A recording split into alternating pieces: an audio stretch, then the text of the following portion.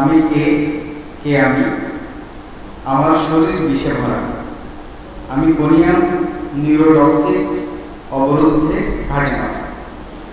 আচ্ছা, যে প্রথম স্তবকের 4 লাইন, এখান থেকে আমরা মাত্র 3টে কথা নেব। একটা হলো আমার শরীর বিষে ভরা, আরেকটা নেব নিউরোটক্সিক, আরেকটা নেব অবরুদ্ধ বা সাপ্রেশন, আমাদের প্রথম স্তবক থেকে। তাহলে আমার শরীর বিষে ভরা, কিসের বিষ? হেমলকের তো আল্লাহ তাআলা বিষ দিয়ে রেখেছিল। আমার কোনিয়ামের রোগীটা তো একসময় কোনিয়াম ছিল না, তার ভিতরে এই বিষ কোথা থেকে আসলো সেটা থেকে জানতে হবে আমাদের। সেটা হলো তার সাপ্রেশন। সাপ্রেশন কী কী ছিল আমরা সকালে শিফটে বলেছি। সাপ্রেশন ছিল প্রথমে হলো সেক্সুয়াল সাপ্রেশন, ঠিক আছে। তারপরে ছিল হরমোনাল সাপ্রেশন, তারপরে ছিল অপমান, তারপরে ছিল আকাঙ্ক্ষা, দুঃখ। এগুলো যে সাপারেট করে রেখেছে, অবরুদ্ধ করে রয়েছে, এর একটা বিষক্রিয়া ওখানে সৃষ্টি হয়েছে।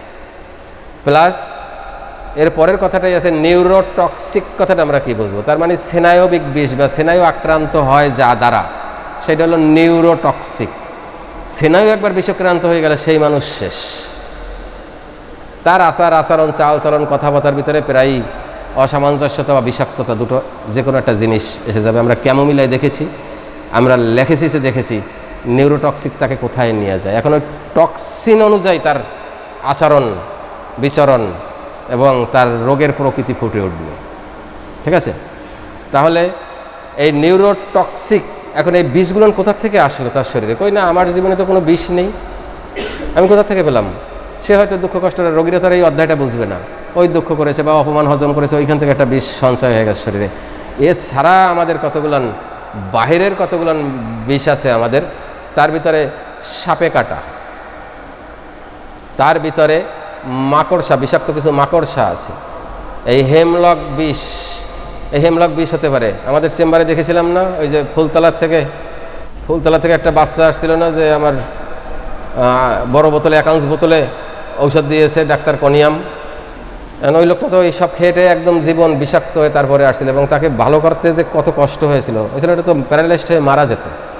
এই যে ইনার প্যারালাইজড কথাটা আসছে গানের ভিতরে, আভ্যন্তরীণ, আভ্যন্তরীণ পক্ষাঘাত। এই আভ্যন্তরীণ পক্ষাঘাত বলতে এখানে উপমাও আছে, উৎপ্রেক্ষাও আছে, অনুপ্রাসও আছে, এগুলো বুঝতে হবে। এই পক্ষাঘাত বলতে যে স্যার হাত পা লাগে যায় প্যারালাইজড হয়, আপনি আবার লিখছেন ইনার পক্ষাঘাত। এইটা কি? ইনার পক্ষাঘাত বলতে তার চিন্তা, চেতনা, মানসিকতা সব কিছু স্থূল হয়ে যায়, স্তব্ধ হয়ে যায়। সেই উপমাটা হলো ইনার পক্ষাঘাত বা ইনার প্যারালাইসিস। তার মানে ভিতরে সব ফ্রোজেন হয়ে গেছে, স্তব্ধ হয়ে গেছে, অসার হয়ে গেছে, নড়ে চড়ে না, সেটা হলো ইনার প্যারালাইসিস। এখন ইনার প্যারালাইসিস বলতে বলেন না যে এই হাত নাড়াইতে পারে না, চালাইতে পারে না, এটা অবাস হয়ে গেছে, এই প্যারালাইসড শুধু ওইখানে ধরেন না, এটাকে একটু বিস্তার করে দেখার চেষ্টা করবেন হোমিওপ্যাথিতে। তারপরে হেমলকের বিষ ওরকম আসতে পারে, কুকুরে কামড়ানো বিষ থেকে আসতে পারে। আমাদের যে হিপ ভাইরাস, হিপ ভাইরাস কার? HIV, human immuno deficiency virus, এইডসের। তাহলে সেখান থেকে আসতে পারে। আমাদের যে বিভিন্ন কীটনাশক এগুলো আছে, এখান থেকে আমার নিউরোটক্সিক ঘটনা ঘটতে পারে আমার, ঠিক আছে। তারপরে কেমোথেরাপি যারা দিয়েছেন, বিশেষ করে কোনিয়ামের রোগীগুলো আমাদের কাছে আসেই হলো, অধিকাংশ রোগীগুলো আমাদের আসে কেমোথেরাপি দিয়ে, আর যখন মানাইতে পারে না শেষ, ওরকম দিন নিয়ে আসে, 2 মাস ডেট দিয়েছে, 15 দিন ডেট দিয়েছে। এর আগে হোমিওপ্যাথিরে স্মরণ করবে না, এর আগে ওই মরণপ্যাথিরে স্মরণ করবে, ওইখানে যাবে, ওইখানে যে কাজগুলো করেছে। কিন্তু এগুলো যখন প্রথম থেকে শুরু হয়, তখন থেকে যদি এগুলো আমরা যথাযথ জায়গায় যদি যথাযথ ঔষধটা দিতে পারি, তাহলে রোগী বেশ ভালো থাকে, ঠিক আছে। তাহলে কেমোথেরাপি, অ্যান্টিবায়োটিক যে ব্যবহার করি, অ্যান্টিবায়োটিকের জন্য আমার এই নিউরোটক্সিক হতে পারে। অ্যালকোহল আছে বিভিন্ন, অ্যালকোহল তো অসংখ্য জায়গা থেকে আমার স্নায়ু নিউরোটক্সিক হতে পারে। তারপরে ওই গানের ভিতরে স্তকের ভিতরে আর একটা আছে অবরুদ্ধ। আমি অবরুদ্ধ, কী কী অবরুদ্ধ এগুলো আমরা আর নতুন করে বলার কিছু নাই। সেক্স অবরুদ্ধ, বঞ্চনা অবরুদ্ধ, দুঃখ অবরুদ্ধ, অপমান অবরুদ্ধ, যেটা সকালে বলেছিলাম মোটিফিকেশন, অপমান। তাহলে এগুলো অবরোধ হতে পারে। পরের 4 লাইনে আমরা কি আছে একটু দেখি গানে। সাইলেন্ট গ্রিপ, ফ্রোজেন সেক্স, দেহমন আত্মার কারাগারে বন্দী, এ জীবন ছুটেছি দমনের যাত্রালে, আজ নিশ্চিত মৃত্যুর সাথে সন্ধি। সাইলেন্ট গ্রিপ এখান থেকে আমরা নেব, এই স্তবক থেকে সাইলেন্ট গ্রিপ আমাদের খুব সুন্দর, আগেও যে মেডিসিনগুলো আলোচনা করেছি, ইগনেশিয়ান, নেট্রামিউর, পালসেটিলা, তারপরে আরও কিছু কিছু মেডিসিন আমরা করেছি, যে সাইলেন্ট গ্রিপ কি এ সম্পর্কে নতুন করে আর কি বলবো আপনাদের। তার মানে অব্যক্ত কষ্ট, অব্যক্ত দুঃখ যে নীরবে রেখেছি, চেপে রেখেছি, অন্দরে রেখেছি, লুকিয়ে রেখেছি, কত রকমের কথা আসতে পারে সাইলেন্ট গ্রিফের। সাইলেন্ট বলতে মানে নিঃশব্দ, শুধু এটুকু ধরে নিঃশব্দ কথাটা। এখানে উপমা কি? এখানে উপমাটা হলো চাপিয়ে রাখা, অবরুদ্ধ রাখা, প্রকাশ করতে না পারা, অজানা, ঠিক আছে, ভিতরে লুকানো। তাহলে এই সাইলেন্ট গ্রিপ, যে অপ্রকাশিত নীরব দুঃখ, এটা আমার কোনিয়ামের জন্য একটি কজেশন ট্রিগার, এ কথাটা মনে রাখতে হবে।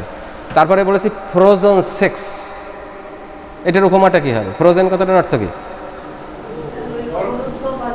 জমিয়ে যাওয়া, জমে যাওয়া, ফ্রিজ, হ্যাঁ, ফ্রিজ থেকে ফ্রোজেন।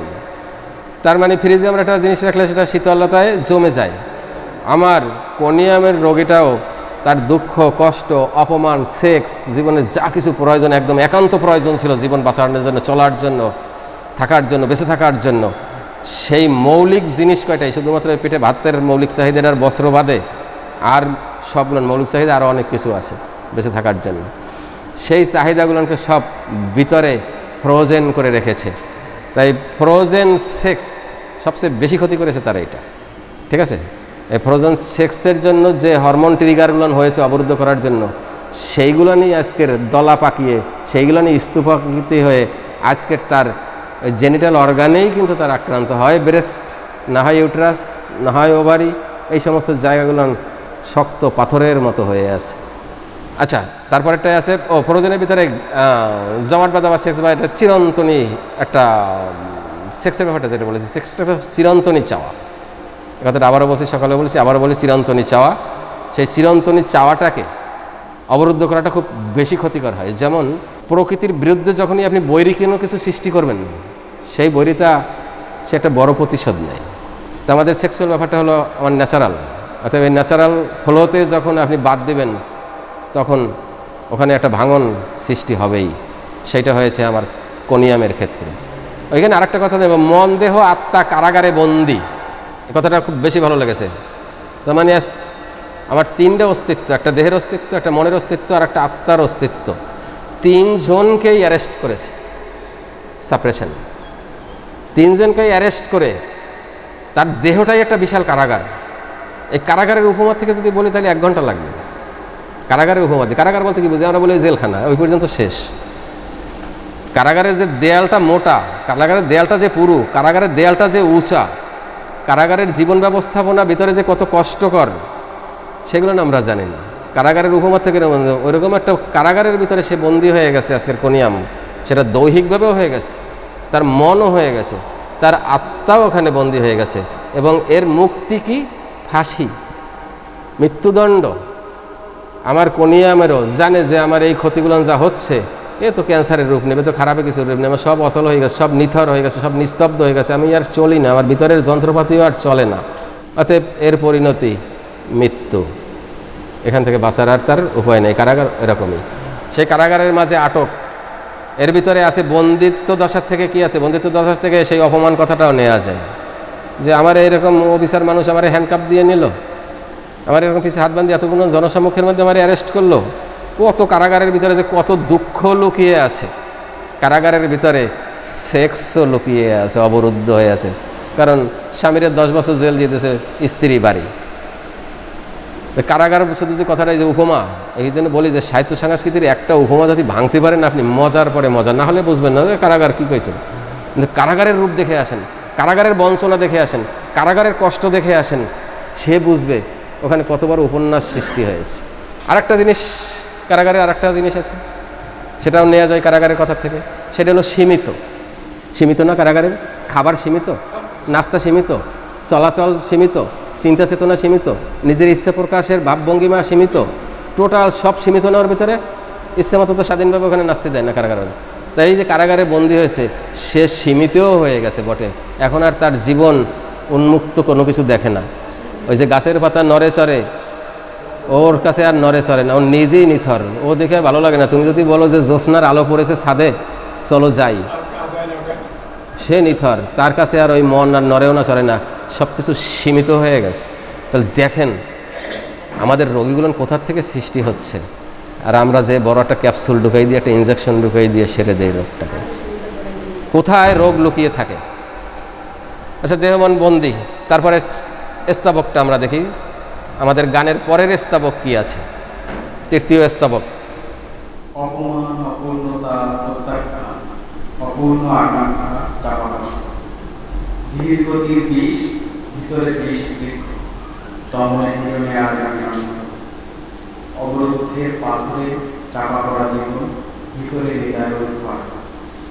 এখান থেকে স্তাবক থেকে আমরা তিনটা জিনিস নিয়ে আলোচনা করি। আলোচনা করলে প্রত্যেক কথা কথা আলোচনা হবে। এখানে অপমান, প্রত্যাখ্যান, অপূর্ণতা, আর একটা আছে দমন পীড়নে আজ আমি নষ্ট। দমন পীড়ন কথাটা, তারপর আছে ভিতরে নিদারুণ খরা। তিনটা কথা নিয়ে আমরা যদি আলোচনা করি, এই অপমান, প্রত্যাখ্যান, অপূর্ণতা। আমরা আগের সেশনে বলেছিলাম যে অপমান কোথায় করা হয়েছিল? সক্রেটিসকে, তার মর্যাদার, যে আমি এত বড় একটা দার্শনিক, আজকে আমাকে নিয়ে জেল দিল, এরকম অপমান করলো আমার সৃষ্টিটাকে, সৃজনশীলতাকে, আমাকে এরকম একটা মিথ্যা কলঙ্ক দিল, এটা একটা অপমান ছিল না? তা আমার রোগীটারও যে একটু আগে বললাম যে সেও অপমানিত ফিল করে যে আমি যোগ্য মানুষ, পরিপূর্ণ মানুষ, তারপরও তুমি আমার জিনিসটা রক্ষা করলা না। অথবা আমি সব কিছু করে আসছি, মাস্টার ডিগ্রি পর্যন্ত করেছি, বড় স্বামী আছে, তুমি আমার চাহিদা, যৌন চাহিদা মেটাতে পারো না, বা সেক্সুয়াল মিট ঠিক মতো করতে পারো না, সেখানেও আমি অপূর্ণাঙ্গ। সেটাও একটা তার লাইফের জন্য, তার সেক্সের জন্য, একটা অধ্যায়ের জন্য অপমান। ভালোবাসা প্রত্যাখ্যান করেছ, তুমি প্রত্যাখ্যান করেছ। অথবা আমি যে সেদিন এক জ্যোৎস্না রাত্রে যে আমি তোমার কাছে আবেদন করেছিলাম, তুমি আসতে ওইদিকে মুড়ে শুয়েছিলাম, তুমি আমাকে সেখানেও অপমান করেছো, আমার চাওয়াটাকে তুমি মেটাও না, সেটাও প্রত্যাখ্যান। এই সব কিছু মিলে একটা অপূর্ণতা। সব অপূর্ণতা না, সে পরিপূর্ণ না, ভালোবাসায় পরিপূর্ণ না। সেক্সুয়াল যে চাহিদাটা, ক্ষুধা, যৌনকে বাংলায় বলা হয় কি? যৌন ক্ষুধা। আবার এই যে আমাদের 3 বেলা ক্ষুধা লাগে, সেটাও তো ক্ষুধা। তো সেই ক্ষুধা যদি এত প্রবল হতে পারে, সেটি করতে পারে, যৌনটাও তো একটা প্রাকৃতিক জিনিস, সেটাকে তো মেটাতে হবে। না মেটাতে হলে ওই যে ওর হরমোনগুলো, সেইগুলো নিয়ে শরীরে সাপারেট হয়ে যায়। একটা শার্ট যদি আমি 2বার পরি এই গরমে, আমার নিশ্চয়ই 3য়বার আমার ডিটারজেন্ট দিতে হবে, দিয়ে ধুয়ে মুছে উঠাতে হবে। সেক্সুয়াল ব্যাপারটাও ঠিক তাই। আপনার শরীরের ব্যাপারে ও বর্জ্য কাটাবে, ওটাকেও আপনার অভাবে পরিষ্কার করে দিতে হবে। ওই যদি না হয়, ওই পরের দিনই সকালে দেখবেন খ্যানখ্যানানি, টানটানানি, পাইলা দাফানি, গ্লাস টাকানি সব শুরু হয়ে যাবে। কিসের জন্য? ওই যে স্নায়ু উত্তেজিত হয়েছিল, না পেয়ে আবার ক্রমান্বয়ে নিস্তেজ হয়ে আছে, রাগান্বিত হয়ে আছে, উত্তেজিত হয়ে আছে, অবদমিত হয়ে আছে, সেই টাকাচ্ছে রান্নাঘরে, সেগুলো আস্তে আস্তে সাপারেশন হবে। তারপর বলছি ভিতরে নিদারুণ খরা। আবার এক জায়গায় আছে, এই গানটার ভিতরেই আছে এক জায়গায় আগ্নেয়গিরি। তাই এই যে খরার যে ব্যাপারটা, তার মানে এখানে একটা উপমা। তার শরীরে তো আসলে সতেজ না, কারণ যতবার ভেজা উচিত ছিল ভিজেছে, ভেজে নাই, তাহলে সেখানে তো খরা সৃষ্টি হবেই। আচ্ছা, ওইটা নিয়ে আমরা আর আলোচনায় যাব না। পরের 4 লাইনে আমরা দেখি, গানের পরের 4 লাইনে কি কথা আছে, কি নেওয়া যায়, আমরা রুব্রিকে নিতে পারি বা হোমিওপ্যাথিতে নিতে পারি। ফটোফোবিয়া, ধীর গতির রোগ, ভার ঘোরালে ঘোরে মাথা, ফটোফোবিয়ার ঋতুচক্রে রেস্ট শক্ত, টিউমার নেই কোনো ব্যথা। এখান থেকে আমরা 3 থেকে 4টা কথা নিয়ে আলোচনা করতে পারি এই 4 লাইনের ভেতর থেকে। ফটোফোবিয়া একটা জিনিস নিতে পারি, ধীর গতির রোগ একটা কথা নিতে পারি, এবং সবচেয়ে আপনার রুব্রিকে যখন যাবেন এবং ঔষধ নির্বাচনে যখন যাবেন, তখন এই 4টা লাইনকে আপনার আন্ডারলাইন করে নেন বা একটা বাউন্ডারি দিয়ে নেন। এই 4 লাইনের ভিতরেই আপনার পনিয়াম বন্দি, এর বাহিরে যা লাগবে না। জানতে হবে আমাদের অনেক কিছু, কিন্তু ঔষধ নির্বাচনের জন্য, রুব্রিক বাছাই করার জন্য এই 4 লাইনের ভিতরে বেশ কিছু পেয়ে যাবেন। তার ভিতরে ফটোফোবিয়া খুব সুন্দর লক্ষণ, 3 গ্রেডের মেডিসিন আমাদের কোনিয়াম। ফটোফোবিয়া মানে কি জানেন? আলোক আতঙ্ক, আলো অসহ্য, ঠিক আছে? আলো অসহ্য। এখন যার জীবনেই আলো নাই, তার লাইটের আলো সহ্য যদি করবেটা কি? জীবনেই তো অন্ধকার, জীবনেই তো আলো নাই। অতএব তার কাছে এই ফটোফোবিয়াটা খুব গভীরভাবে দেখা যায়। এই জন্য কোনিয়ামের রোগী আগে লাইট নিবাও, অন্ধকারে থাকতে দাও। জীবনই তো অন্ধকারের ভিতরে, কারাগার কি আলোর কিছু নাকি? কারাগারে তো অন্ধকারবদ্ধ, প্রকোষ্ঠ, অন্ধকার প্রকোষ্ঠ। অতএব সেই অন্ধকার একটা রুমের ভিতরে যদি আপনাকে আটকে দিয়ে তারপরে যদি দিনে লাইট জ্বালাই দেওয়া হয় কি অস্বস্তি লাগে মনে হয় দেখেছেন। সেই ফটোফোবিয়াটা তার সৃষ্টি হয়, বিশেষ করে মিনিস্ট্রেশন যে পিরিয়ডটা, এই পিরিয়ডটায় তার এই জিনিসটা খুব বেশি ফোবিয়া হয়। ফোবিয়া কথাটা খুব সাধারণ, এমনি আলো সহ্য হয় না একটা জিনিস, আর ফোবিয়ায় চলে যাওয়া সেটা আরও গভীরের। তারপরে ওটা একটা আতঙ্কে পরিণত হয়ে গেছে, ওটা আমার আদৌ সহ্য হয় না, এটাকে বলা হয় ফটোফোবিয়া। তারপরে আছে ধীরগতির রোগ। আমার কোনিয়ামের রোগগুলো ধপাস করে পড়ে না, হঠাৎ করে আসে না, সে খুব ধীরে ধীরে, কারণ ওই সাপ্রেশনটা যে হয়েছে, আস্তে আস্তে সাপ্রেশন হয়েছে, দুঃখ ওইটাকে চাপা দিয়েছে, সে ভিতরে গেছে, হরমোনকে প্রভাবিত করেছে, হরমোন ওর সাথে যুক্ত হয়েছে, যুক্ত হয়ে হয়ে আস্তে আস্তে স্তূপ আকারিত করে স্নায়ুকে এই নিউরোটক্সিক করেছে। তারপরে অবশিষ্ট যে রয়েছে সে একটা স্তূপাকৃতি হয়েছে, সেই স্তূপাকৃতিটাই আজকে টিউমারে পরিণত হয়েছে। তার মানে একটা দীর্ঘব্যাপিয়া, এই জন্য হলো সে দীর্ঘতির। যে দীর্ঘটিটা দেখেছিলাম আমরা সক্রেটিসের বিষ প্রয়োগের সময়, ধীরে ধীরে নিচ থেকে উপরে ক্রমান্বয়ে আস্তে আস্তে অবাস এবং অসার হতে চলেছিল। তারপরে বলেছি গাড় ঘোরালেই মাথা ঘোরে, মাথা ঘোরাতে পারে না। আমাদের বইগুলোনে আছে বিছানে শুয়ে এপাশ ওপাশ করলেই মাথা ঘুরে, বইতে আছে এরকম কথাটা। কারণ বেটা বিছানে বইয়ে শুইলে মাথা ঘুরাবে, আর তুমি দাঁড়াইয়া এরকম করবার ওরকম করবো, অতে মাথা ঘুরাবে না, এটা ভাবার কোনো কারণ নেই। তবে শুয়ে থাকলে বেশি হয়, এটা সত্য। তার মানে সে ঘাড় ঘুরালে সাথে সাথে মাথা ঘুরে যায়, এবং এই মাথা ঘুরানোর লক্ষণটাই আমাদের কোনিয়ামে বেশি শক্ত, আর এই মাথা ঘুরানো, এই দুটো লক্ষণই আমাদের দেশে ডাক্তারি করে, এই দুটো লক্ষণকে খুব বেশি গুরুত্বপূর্ণ হিসাবে ধরা হয়। এই ঘাড় ঘুরালে মাথা ঘোরে, এর সায়েন্টিফিক ব্যাখ্যা বা মেডিকেল ব্যাখ্যা দিতে গেলে সে অনেক অনেক বড় হয়ে যাবে। ভেস্টিবুলার ভার্টিগো বলা হয়, ভেস্টিবুলার ভার্টিগো, এটা একটা রোগ। যারা খুব বড় বিচক্ষণ ডাক্তার যারা, তারা বুঝবে, সাধারণ ডাক্তাররা এগুলো বুঝবে না। মানে অন্যপ্যাথির কথা বলেছে, যেটার ব্যাখ্যাটা কি নাম শুনেছে।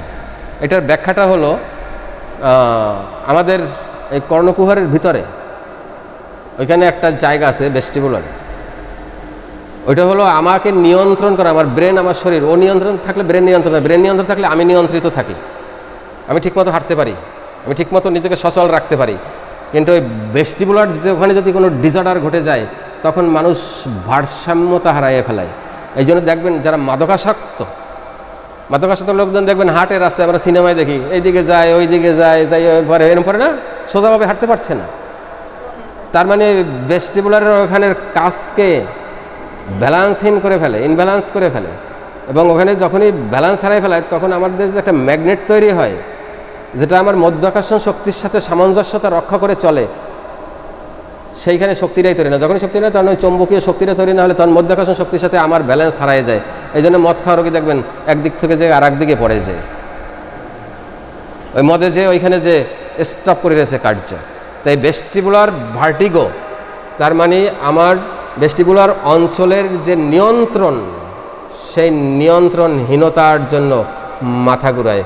এবার ঔষধ দেবেন ইচ্ছে মতো, মনে হয় দুর্বল হয়ে গেছে শরীর, চায়না খান, মাথা ঘুরায় চায়না দেন, মাথা ঘুরায় ক্যালিফস খান, মাথা ঘুরায় এই আয়রন টায়রন দিয়ে আমরা ডাক্তারি করি।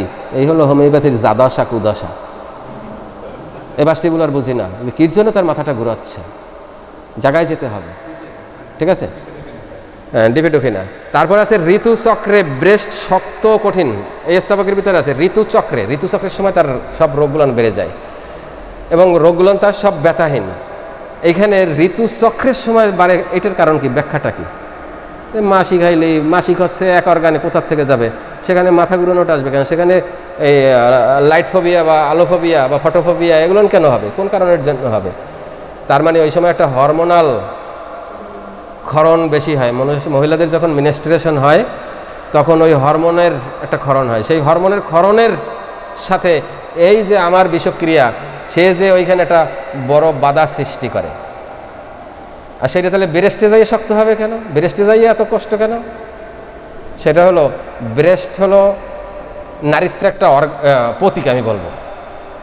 যদি আমরা উপমায় আসি, সাহিত্যে আসি, তাহলে ব্রেস্ট হলো নারীত্বের প্রতীক, এবং সেটার সাথে সেক্সুয়াল একটা সংশ্লিষ্টতা বা সম্পর্ক রয়ে গেছে। কারো ব্রেস্ট হয়েছে নাকি 7-8 বছরের ভিতরে, যখন তার সেক্সুয়ালিটি আসছে তখন ব্রেস্টও গ্রোথ হয়েছে। তার মানে তার সেক্সুয়াল গ্রোথ যখন হরমোন হয়েছে, সৃষ্টি হয়েছে, সাথে সাথে সেক্সুয়াল অর্গানগুলো ডেভেলপড হয়েছে, অর্থাৎ সে একদম সরাসরি সেক্সের সাথে জড়িত। আমার রোগীটাও তো একদম গোড়ার থেকেই সেক্স ডিসঅর্ডারে ভুগতেছে, অর্থাৎ তার যত অনীহা, যত কলঙ্ক, যত বঞ্চনা, সেই অর্গানগুলো টের পাবে সব। এই জন্য টের পাচ্ছে ব্রেস্ট, এত ব্রেস্ট নিয়ে এত খেলা তার কনিয়ামের ভিতরে।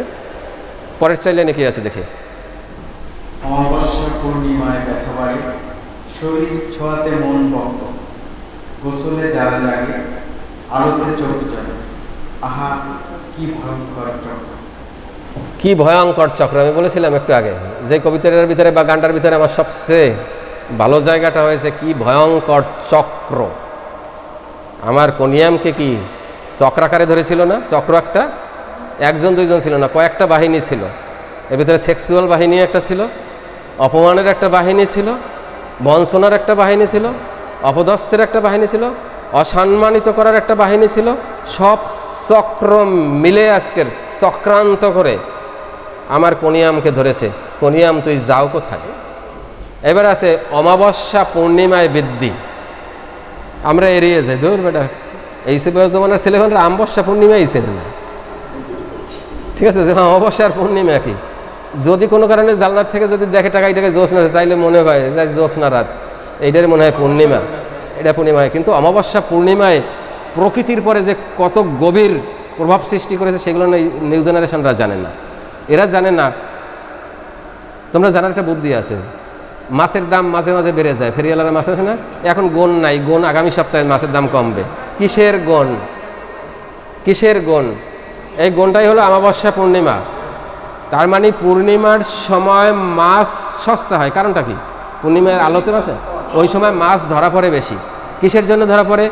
ওই নদীর যে পানিচক্র, জোয়ার ভাটার যে ঘটনাটা, সাইকেল, ওর ভিতরে বিশাল প্রভাব পড়ে। এই জন্য পূর্ণিমায় দেখবেন পানি, জোয়ারের পানি কোথায় ঠেলে ওঠে, এবং ওই মাছ হয়তো বা কোনো একটা অস্বস্তি ফিল করে, কী করে, সে স্বল্প পানি, গভীর পানি থেকে স্বল্প পানিতে চলে আসে, বিদায় মাছ ধরা পড়ে খুব সহজে।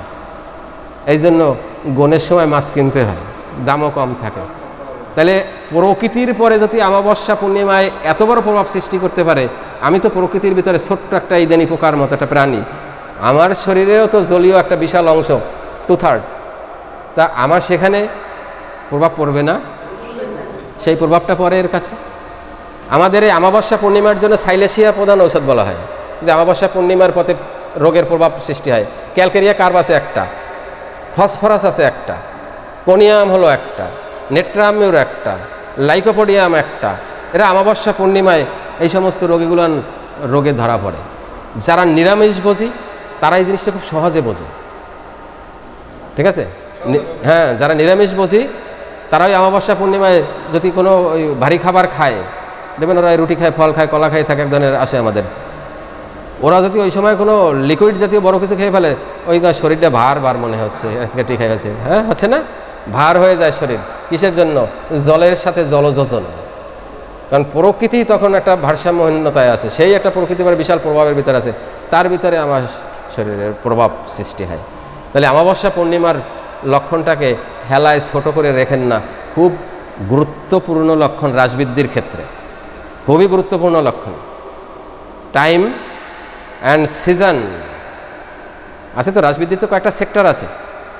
আমরা রাজবৃদ্ধি পড়ে গেছি, কিন্তু ওর ভিতরে কয়টা সেক্টর থেকে রাজবৃদ্ধি হলো এগুলো আমরা আজ পর্যন্ত ব্রেনের কাছে জিজ্ঞেস করি না। হে রাজবৃদ্ধি, এই যে এতগুলো লেখছে, তা তুমি কোন জায়গা থেকে, কোন কোন সেক্টর থেকে আসছো? খেলি নাই। একটা আসে আমার এনভায়রনমেন্টাল, পরিবেশ থেকে একটা জিনিস আছে, আবহাওয়া, গরম, তাপ, পরিবেশ, পাহাড়িয়া অঞ্চল, জলজ হাইড্রোজেনের অঞ্চল, এগুলো আমরা খেয়াল করি না। হে রোগ রাজবৃদ্ধি, তুমি এখানে আসছো, তুমি টাইম সেক্টর থেকে কোন সময় আসছো কিনা, সময়ের প্রেক্ষিতে, সকালে, বিকালে, রাত্রে, দিনে, 10টায়, 9টায়, 5টায়, ভোর রাতে, এরকম কতগুলো টাইমিংয়ের ব্যাপার আছে। আরেকটা সেক্টর থেকে আসে রাজবৃদ্ধি, সেটা হলো আমার ক্রিয়ার থেকে। তার মানে কী করলে আমার বাড়ে, কী করলে কমে সেটা। তার মানে পা তুলে রেখেছি বা হাঁটাহাঁটি করি, তখন বৃদ্ধি হয়। বিশ্রামে থাকলে, তাহলে এটা তো আমার ক্রিয়ার সেক্টর থেকে আসছে, ঠিক আছে? আরেকটা আছে অবস্থানের সেক্টর থেকে, মানে কোন অবস্থানে থাকলে তোমার এই রাজবৃদ্ধি প্রভাব ওখানে সৃষ্টি হয়। তার মানে ডান কাতে শুলে, এটা একটা অবস্থান, ডান কাতে থাকা। দাঁড়িয়ে থাকা, বসে থাকা, ঠিক আছে, ঝুঁকে থাকা, পিছনে টান টান হয়ে থাকা, এগুলো তাহলে অবস্থার প্রেক্ষিতে। এই প্রশ্নগুলো আমরা জানি না, যে রাজবিদ্যা জিজ্ঞেস করলে রোগী জাতি বলে বলে, আর তাহলে আমরা দু একটা লিডিং কোশ্চেন মারি যে খাওয়ার পরে বারে না কমে বারে, এবারে না, ও সেক্টর শেষ, রোগীকে সেক্টর, এই 5টা সেক্টর থেকে রাজবৃদ্ধির প্রশ্ন জিজ্ঞেস করবেন রোগীকে। আমি যে 5টা বললাম, যে আমি সিজনের প্রেক্ষিতে একটা প্রশ্ন জিজ্ঞেস করব, তোমার রোগটা কোন সিজনে বাড়ে এবং কমে। দ্বিতীয় সেক্টরটা হবে কি আমার টাইমিং, কোন সময়ের পরে কোন সময়ে তোমার রোগটার বাড়ে বা কমে। তারপরে ক্রিয়ার সাপেক্ষে আমি একটা প্রশ্ন জিজ্ঞেস করব, তোমার কি করলে রোগ বাড়ে বা কমে। তারপরে অবস্থার সাপেক্ষে আমি একটা প্রশ্ন জিজ্ঞেস করব, তোমার রোগটা কোন অবস্থায় থাকলে, কি অবস্থায় থাকলে কমে বা বাড়ে। তাহলে এই সেক্টরগুলো থেকে প্রশ্ন করবেন। শুধু রাজবিদ্যা, হ্যাঁ স্যার আমি পড়ে ফেলাইছি, রাজবিদ্যা পড়ে ফেলাইছি, প্রশ্ন করতে পারলেন না, জানতে পারলেন না, এক কানার থেকে বেরাই চলে গেলেন, আসল জিনিসটাই চাপা পড়ে গেল। তাহলে আমাদের এই যে চন্দ্রচক্র, অমাবস্যা পূর্ণিমা যেটা হয় চন্দ্রচক্র, এই চন্দ্রচক্রের আরও ভিতরে যাব। এই জন্য আমি বলেছি এই নবধারা একটা দিয়েছি, আপনাদের অধ্যায় দিয়েছি এই আলোচনার ভিতরে, নবধারা। তার মানে হরমোনাল একটা চ্যাপ্টার নিয়ে আসছি। যখন আমার এই চন্দ্রচক্র চলে, তখন নারী দেহের ভিতরে এস্ট্রোজেন এবং প্রোজেস্টেরন, এই 2 হরমোনের ওঠানামার প্রভাব সৃষ্টি হয়। জোয়ার বাটা যেমন সৃষ্টি হয়, প্রভাব পড়ে কম বেশি হয়, আমার এই 2 হরমোনের পরে নারীদের দেহে আমার এই চন্দ্র এবং চন্দ্রচক্র, যেটাকে বলি অমাবস্যা পূর্ণিমা চন্দ্রচক্র বলি আমি, এই চন্দ্রচক্রে এই প্রভাব দেহের ভিতরে হরমোনের খেলা, ভারসাম্যতা কম বেশি হচ্ছে। তাহলে সেই হরমোনের প্রভাবের জন্য আপনি প্রভাবিত হবেন না? অবশ্যই হতে হবে। দেখেন এইখানে আবার এক ধরনের লোক আছে, সাধারণ কি বলবো না, এই বাচ্চা ছেলে হবে না মেয়ে হবে, অমাবস্যায় নেবে না পূর্ণিমায় নেবে, এরকম একটা ব্যাপার আছে বলে সবাই। আচ্ছা যাই হোক, তাহলে অবশ্যই এগুলোর সায়েন্টিফিক ব্যাখ্যা আছে। আপনারা অতীতকে যদি আপনারা চিন্তা করেন যে ওরা কিছু বুঝতো না, ওরা বোকার রাজ্যে ছিল, ভুল হবে। তারা ফিলোসফি দিয়ে কাজ করত, আপনি বিজ্ঞান দিয়ে সংক্ষিপ্তভাবে কাজ করেছেন, ফিলোসফি ভুলে গেছেন। বিজ্ঞানের চেয়ে ফিলোসফির পরিধি অনেক বড়। আপনারা জানেন কয়েক বছর আগে এই নৈহাটি কালীবাড়ি একটা পুরনো জমিদার বাড়ি, ওইটার ওই মেজে খুঁড়ে ফেলাইছে, মানে ভেঙে ভেঙে বিল্ডিং সব শেষ হয়ে গেছে, এবার মেজে খুঁড়ে ফেলাইছে। খুঁড়তে যাই ওই ভিতরে কলস পাইছে। সবাই তো চিন্তা করেছে ধনরত্ন পেয়েছি, কিন্তু ওই জমিদারের যে মূল বসার যে জায়গাটা, যেখানে বসে জমিদারি চালাতো পাইক পেয়াদা নিয়ে, ওই রুমটার ভিতরে অন্য কোনো জায়গায় নেই। অসংখ্য কলস, এবং প্রতিটা কলসের ঠিক এই গলা পর্যন্ত পানি। ওর উপরে ইট সলিং করে দিয়ে ওর উপরে ঢালাই দিয়েছে। সরকার এসে তো একদম প্রশাসনের লোক টোক যাইয়ে সব যে আটকাই ফেলাইছে দিয়ে, বিশাল ধনরত্ন পাইছে, ধনী হয়ে যাবে। এবার গ্রামবাসীরাও ফাঁকে ফাঁকে চাই কোন জায়গায় ঢোকা যায়, কলস নিয়ে যাবে। লাস্টে পরীক্ষা করে দেখে সব পানি ভিতরে। কেন? হ্যাঁ, রুম থাকার জন্য। তখন তো কারেন্ট ছিল না, ফ্যান ছিল না এই গ্রামের ভিতরে। কি সায়েন্স ছিল তাদের কাছে, কি সায়েন্স ছিল তাদের কাছে, যে গরমটা লাগবে ফ্লোরে লাগবে সেটা ওই পানিতে অ্যাবজর্ব করে রেখে দেবে। এবং সেই কত বছর ওরা করেছিল, 200 কত বছর আগের সেই বাড়ি, সেই এতদিন পর্যন্ত পানি টেনেছে কেবল গলা পর্যন্ত। তাদের কাছে বিজ্ঞান ছিল। এই তাহলে আগের জমানার মানুষেরা যে ফিলোসফি দিয়ে কাজ করত, তাদের কাছে পরীক্ষিত বিজ্ঞান ছিল না, কিন্তু প্রত্যেকটা সায়েন্টিফিক। ঠিক আছে, প্রত্যেকটা জিনিস সায়েন্টিফিক। বরঞ্চ আমরা বিজ্ঞান পেয়ে সূক্ষ্ম হই নাই, আমরা আরও স্থূল হয়ে গেছি। আজকের ওই যে কান্তাজিও মন্দির, কেউ যদি যেয়ে থাকেন ওখানে, কান্তাজিও মন্দিরের নকশাটা দেখবেন, তোমার বর্তমান বিজ্ঞানালারা পারে একটা করা হচ্ছে তো এতটুকু ছোটো ছোটো পাথরের পরে নকশা করে দিয়ে, মাটির পরে করে সমস্ত এটা মন্দিরটাকে সে ওই বাঁধিয়ে দিয়েছে ভিতর আর বাহির। আমি গিয়েছি ওখানে, তা আমি চিন্তা করেছি ওরা একটা তৈরি করার আমাদের ক্ষমতা আছে কিনা এই নিপুণ হাতে, সম্ভব না। ঠিক আছে, এখন আমরা ওই সোজাসুজি বিজ্ঞান দিয়ে জ্বালাই দিয়ে সিঁড়ি রেলিং বানাচ্ছি। আর আগের জমানার রেলিংগুলো দেখেন, পুরোনো জমিদার বাড়ির রেলিংগুলো দেখেন কত নকশা করা, কত সুন্দর, কত কিছু করা। তাহলে অতএব আমার সে দাদু আমল বা পুরনো আমল, ওনাদের একদম অথর্ব বলে অপমানিত করার কোনো জায়গা আমাদের নেই। তাদের কাছে ফিলোসফিতে, তাদের কাছে ফিলোসফি বলে ছিল বলে তারা আরও বেশি ভালো লাইফ লিড করেছে। আমরা এখন খুব বিজ্ঞানের হাতে পড়ে আমাদের জীবন এখন সব রোগ আক্রান্ত, একটা মানুষ আছেন সুস্থের ভিতরে, ঠিক আছে, একটা মানুষ আমরা সুস্থ নেই। কিন্তু দর্শনের কাছে মানুষ সুস্থ ছিল, কারণ ওটার সাথে প্রকৃতির একটা সম্পর্ক ছিল। আর বিজ্ঞান যা তৈরি হচ্ছে এর সাথে প্রকৃতির সম্পর্ক নাই, বিপরীত। আজকে যে ক্ষেপণাস্ত্রগুলো মারছে প্রকৃতির বিপরীত। যা আমরা ক্যালকেরিয়া কার পড়ানোর সময় আমরা একটা গল্প বলবো যে প্রকৃতি এবং সেই আদি মানুষ কী ছিল, আজকেরই বলে দিই। ক্যালকেরিয়া কার পরে কবে পড়াবো যদি না বাসি। ক্যালকেরিয়া কার্প কী দিয়ে তৈরি হয়? ঝিনুকের আবরণ। এই যে ঝিনুক থাকে, ওই ঝিনুকের ভিতরে যে একটা সাদা আবরণ থাকে না, ওই আবরণটা ওইখান থেকে নিয়ে এটা দিয়ে আমাদের ক্যালকেরিয়া কার্প তৈরি হয়। এবং ক্যালকেরিয়া কার্পের আমরা অপুষ্টির কথা জানি, আবার জানি যে কোথায় অপুষ্টি, সে তো স্থূল মোটা থলথলে, আবার অপুষ্টি আছে কোন জায়গার থেকে। আমরা তো এই বিচার করি বিদ্যা দিয়ে অতটুকু, ওইটা বিচার করা যাবে না। ও অপুষ্টির জন্য ফেঁপে ফুলেছে, ঠিক আছে। ক্যালকেরিয়া কার্পে যদি এত অপুষ্টি থাকে তাহলে সিঁড়ি মারাতে যে ঘামিয়ে যায় কেন, আছে না বইয়ে? কই তাহলে সে যদি অপুষ্টি থাকে তাহলে এক ধাপ দুই ধাপ সিঁড়ি উঠে হাঁপাই যায় কেন, একটু দৌড়িতে দিয়ে হাঁপায় কেন, একটু পরিশ্রম করতে পারে না কেন, এত অথর্ব কেন? যদি এত পুষ্টি থাকে তাই এত ব্রেনলেস কেন, কোন কারণের জন্য? তার মানে পুষ্টির ঘাটতি, বিশাল ঘাটতি। হাইপো আর হাইপার হরমোন দিয়ে বুঝাই দেবো আমি ক্যালকেরিয়া কার্প পড়ানোর সময়, ঠিক আছে। হাইপো হলে কি মানুষ মোটা হয় না? তাইলে ওর হাইপো, টোটাল হাইপোতে ভোগে হলো আমার ক্যালকেরিয়া কার্প। যে স্যার এক পড়ানোর মধ্যে আবার ক্যালকেরিয়া কার্প আনলেন কেন? এই উদাহরণ দেওয়ার জন্য। আগের মানুষ বোকা ছিল না, এই জেনারেশন দেখে নাই। এরা দেখছে হলো প্লাস্টিকের মেলামাইনের চামচ দিয়ে শুরু হয়েছে উন্নতি, আর এখন সেটা ওই রং টং করে সোনার চামচের মতো আসছে, স্টিলের পরে রং টং করে সোনার চামচ হয়ে গেছে এখন, না? কিন্তু আগের জমানায় ব্যবহার করতে বাচ্চাদের খাওয়াতো হলো ঝিনুক দিয়া, এবং পাত্রটাও মেলামাইন ছিল না, পাত্রটা ছিল মাটির, এইদিকে ঝিনুক।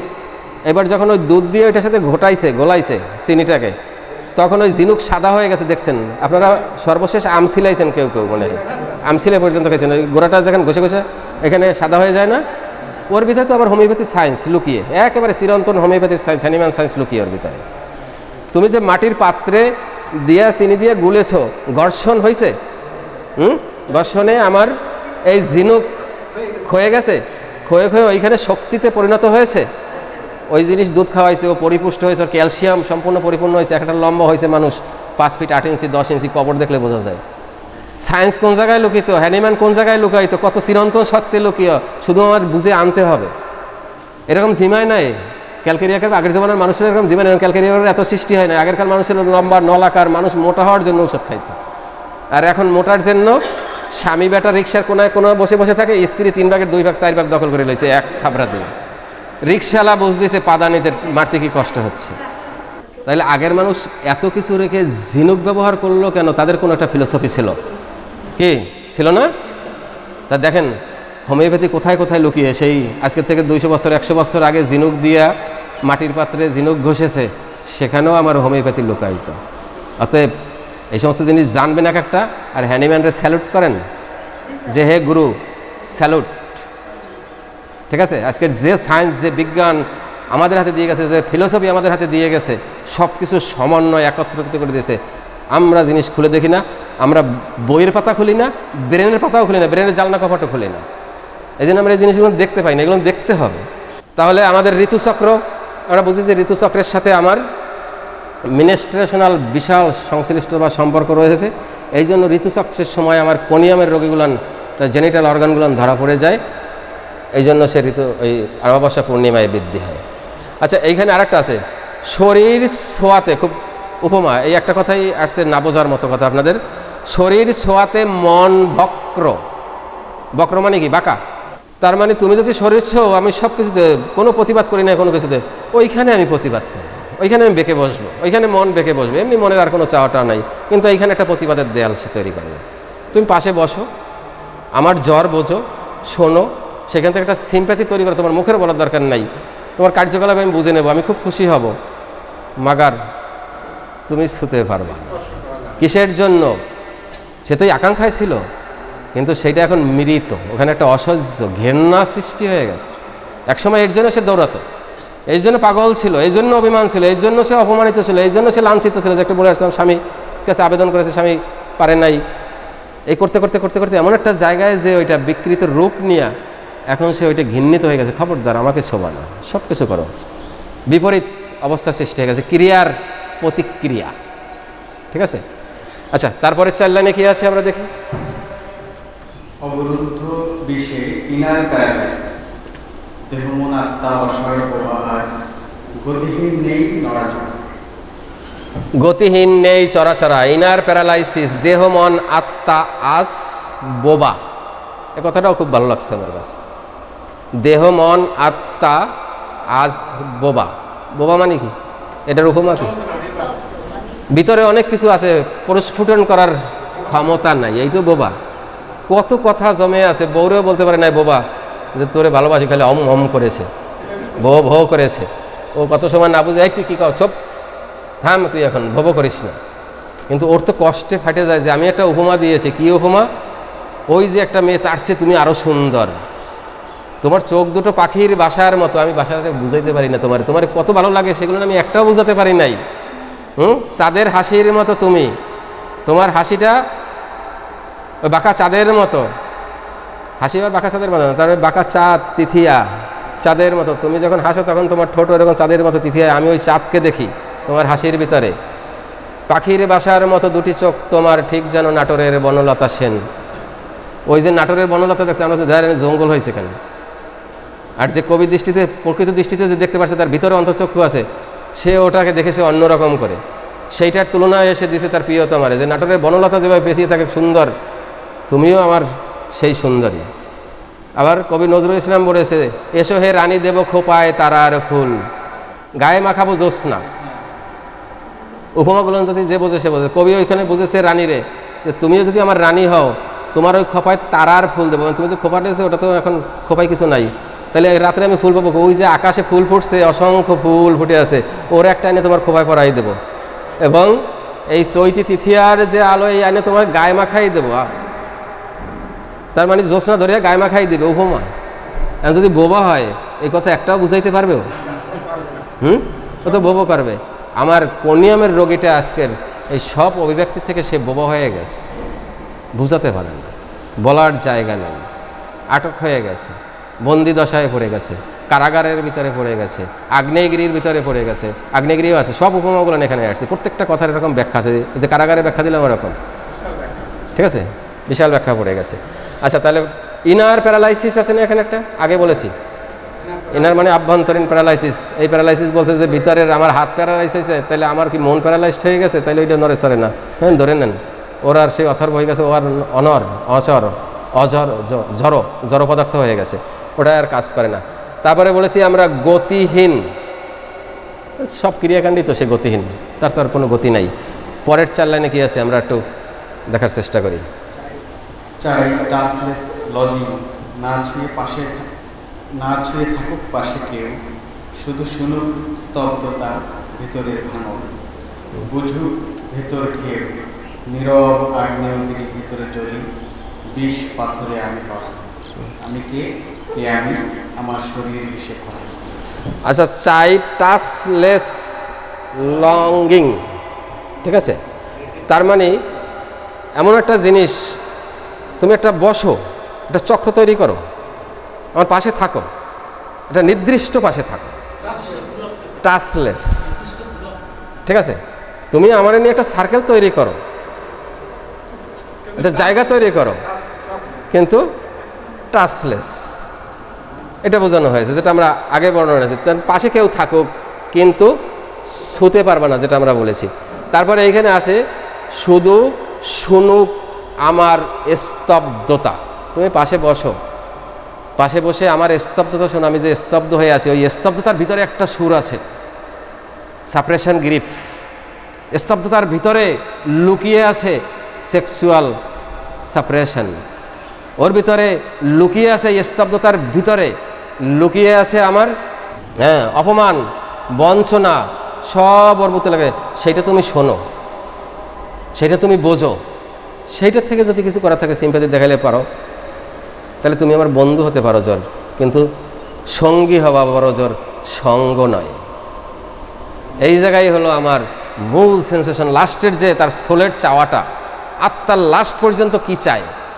এটা আমি বলেছিলাম ফার্স্ট সেশনে, যে ঘুরে ঘুরে এসে এসে লাস্টে যাই দেখেন তার আত্মা কি চায়, কি অ্যাপ্লিকেশন করেছে যে আমাকে এইটা দাও, এইটা আমি চাই আমার জীবনে। কারণ জীবনে তো বিপর্যয় ঘটে গেছে, বিপর্যয় ঘটাটা সব কিছু হওয়ার পরে তারপরে তো ওর ভিতর থেকে একটা স্বপ্ন থাকে, চাওয়া থাকে যে এইটা হইলে আমি মনে হয় একটু ভালো থাকবো। সেই চাওয়াটা কি? সেইটাই হলো আমার সেন্ট্রালের জায়গার চাওয়া, সেন্ট্রাল অ্যাপ্লিকেশন। তাহলে আমার কোনিয়ামের রোগীর সেন্ট্রাল অ্যাপ্লিকেশন হলো, কেউ যদি আসো তাহলে একটা নির্দিষ্ট দূরত্ব থেকে আমার সব কিছু বুঝে শুনে আমার নাও, আমার ভাতটা নাও, আমার ভাতটা বোঝো, ভাতটা নাও, কিন্তু শুধুমাত্র ওই মিটের জন্য আসবে না, শুধুমাত্র ছোঁয়ার জন্য আমার কাছে আসবে না, কারণ ওটা কাছে আমার কাছে এখন বিষের ছোঁয়া, বিষাক্ত। এখন ওইখানে যদি এসে তুমি আস্তে আস্তে ভিতরেরটা বুঝতে পারো, সেই সাউন্ডটা বুঝে যদি সিম্পাতি দেখাই ওইখানে কাটাই টাটাই দিয়ে তারপরে তুমি আবেদনে যদি নিতে পারো সেটা অন্য কথা, কিন্তু এসেই তুমি আমাকে ছোঁয়ো না, এটাই তার সেন্ট্রাল অ্যাপ্লিকেশন। ঠিক আছে, আমাকে বোঝো, যে বোঝাটা হয়তো বা আমার সেই আবার সক্রেটিসে যেতে হয়, উনি হয়তো মনে মনে বলে গেছিলেন ওরকম সেন্ট্রাল একটা জায়গায় যে হে পৃথিবী, আমি ভালো থাকার চেয়ে সত্যবাদী হয়ে থাকতে চেয়েছি। ভালো তো থাকতে পারতাম, তোমাদের সাথে আপোষ করে দিতাম যে আমি করবো না, বাদ দিলাম আমার ফিলোসফি, সেখানে আপোষ করি নাই। আমি সত্যকে আঁকড়ে ধরতে ভালো চেয়েছি, যেটা চেয়েছে আমার কোনিয়ামের রোগীও ঠিক করিবার চাচ্ছে। যেন আমি তোমার সমাজ সংসারের সাথে আপোষ করি নাই। তুমি কতবার বলেছো বিয়ে বাও, তুমি কতবার লাভ লিস্টে, মা কতবার বলেছে এই বয়সে বিধবা হয়ে থাকো না, আরেকটা বিয়ে দেই। তোমাদের সব ভালো থাকা আমি মাটি দিয়েছি কিসের জন্য? আমার সেই আমিত্বের জায়গাটা, সত্যের জায়গাটা সুন্দরের জন্য। একদিন আল্লাহ তো বুঝবেন, জায়গাটা তো বুঝবেন, অথবা যে চলে গেছেন যদি জীবিত চলে যায় সে একদিন বুঝুক, তার সত্যটা বুঝুক, যেটা আমার সক্রেটিসও চেয়েছিল। একদিন তোরা বুঝবি। আজকের আমরা বুঝছি না, যে অপমান দিয়ে তাকে মৃত্যুদণ্ড দেওয়া হলো, আজকে সেই দর্শন পড়াতে যাই, আজকের মাস্টার্স অনার্স করে আসে তার বিশ্ব চালাচ্ছে না। এই অপেক্ষাটাই ছিল। আমার কোনিয়ামের রোগীও তার বিশাল অধ্যায়টা ছেড়ে দিয়েছে, একদিন তোমরা বুঝে এসো, আমার ভিতরটা বুঝো, সত্যটা বুঝো, এই আকাঙ্ক্ষাটা থাকে হলো আমার কোনিয়াম। তাহলে দেখেন, এক সক্রেটিস আমাদের কোনিয়াম শিখিয়ে দেয়, এক বিষবৃক্ষ হেমলক, সে আমাদের হেমলক নির্বাচনের জন্য বা কোনিয়াম নির্বাচনের জন্য আমাদের দিক নির্দেশনা দেয়। সেই ধীরগতিতে আক্রমণ, সেই অজড় হয়ে যাওয়া, অথর্ব হয়ে যাওয়া, আস্তে আস্তে স্লোলি শেষ হয়ে যাওয়া, সবগুলো নির্দেশ করে দিচ্ছে হেমলক এবং সক্রেটিস। এই হলো আমাদের কোনিয়াম।